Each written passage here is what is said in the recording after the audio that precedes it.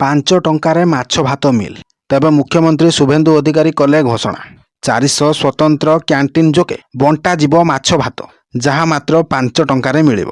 ତେବେ 5 ଟଙ୍କାରେ ମାଛ ଭାତ ପେଟ ପୂରା ଖାଇବେ ଲୋକ।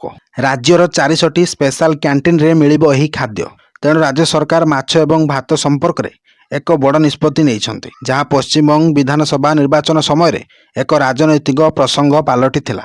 ତେଣୁ ଶୁଭେନ୍ଦୁ ସରକାର 5 ଟଙ୍କାରେ ମାଛ ଭାତ ଯୋଗାଇବେ।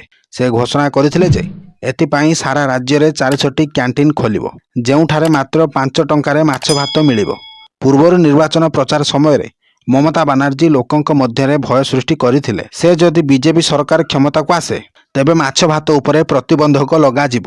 ତଥାପି ଏବେ ସରକାର କ୍ୟାଣ୍ଟିନ୍ରେ ଏହି ଖାଦ୍ୟକୁ ଶସ୍ତା ମୂଲ୍ୟରେ ଉପଲବ୍ଧ କରାଇବାକୁ ନିଷ୍ପତ୍ତି ନେଇଛନ୍ତି। ତେବେ ବର୍ତ୍ତମାନ ସମୟରେ ମାଛ ଭାତ ଏକ ଲୋକପ୍ରିୟ ବଙ୍ଗାଳୀ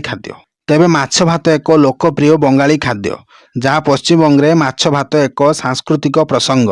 ଏହାର ଏକ ବିଶେଷ ଗୁରୁତ୍ୱ ଅଛି। ମାଛ ଏବଂ ଭାତ ବଙ୍ଗାଳୀ କଥା ଏଠାରେ ଲୋକପ୍ରିୟ। ସରକାର ଏହି ରାଜ୍ୟ ପ୍ରସିଦ୍ଧ ଖାଦ୍ୟକୁ ମାଛ 5 ଟଙ୍କାରେ ଜନସାଧାରଣଙ୍କୁ ପରିବେଷଣ କରିବେ। ଏଥିସହିତ ମୁଖ୍ୟମନ୍ତ୍ରୀ ଶୁଭେନ୍ଦୁ ଅଧିକାରୀ କହିଥିଲେ ଯେ ସମଗ୍ର ବଙ୍ଗଳାର କ୍ୟାଣ୍ଟିନ୍ରେ ସବସିଡ୍ ଖାଦ୍ୟ ଉପଲବ୍ଧ ହେବ, ଯେଉଁଠାରେ ଏହି ଖାଦ୍ୟ 5 ଟଙ୍କାରେ ମିଳିବ।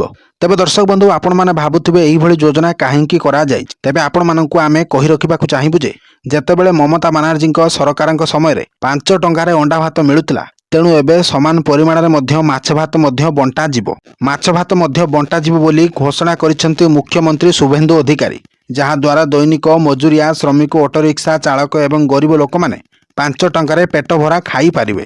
Bureau report, Odisha news.